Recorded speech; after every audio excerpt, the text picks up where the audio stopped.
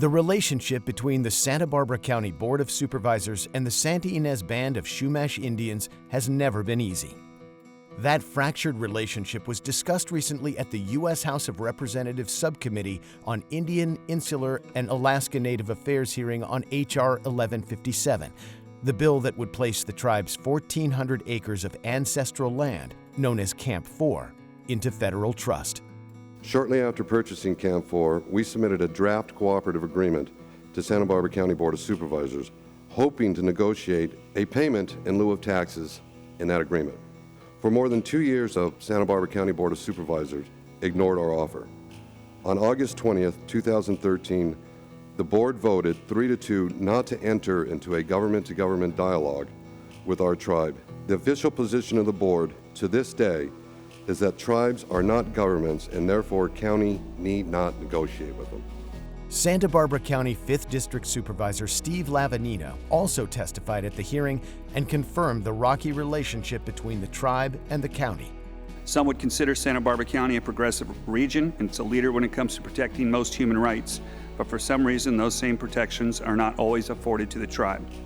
During our public hearings, seemingly educated people still regularly question the heritage of the tribal members and the validity of the tribe's sovereign status. While you may expect such comments sometimes from the public, most alarming are shocking statements from current and former elected officials. The county supervisor who formerly represented the area in which both Camp 4 and the tribe's current reservation lie said, quote, "These are not real sophisticated people," unquote.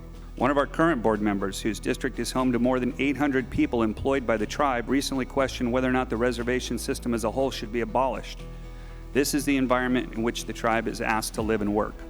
Subcommittee Chairman Don Young thanked Supervisor Lavanino for testifying and said of the county's treatment of the tribe, "This issue has been around for a long time.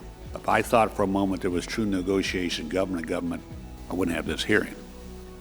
But I don't see that effort. I see a total lack of consideration. So we're going to try to move this piece of legislation." Santa Barbara County CEO Mona Miyasato testified in opposition of HR 1157 and received comments and questions from subcommittee members. One of the things that I want to make very clear is that they are a government.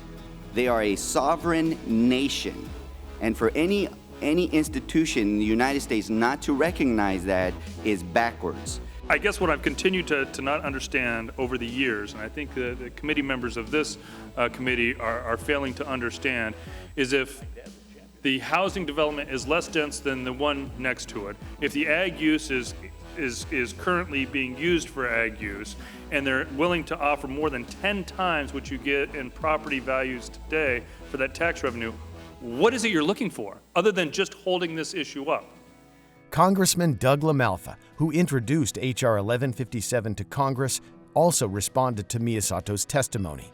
You kind of mentioned earlier that the legislation or the effort by the tribe would be a shortcut to getting to their end goal of providing housing. They've already owned the land for about 5 years, but even more so, you point back to the taking into trust recently 6 acres adjacent to the trust land they have, which was a 14-year lawsuit-filled process.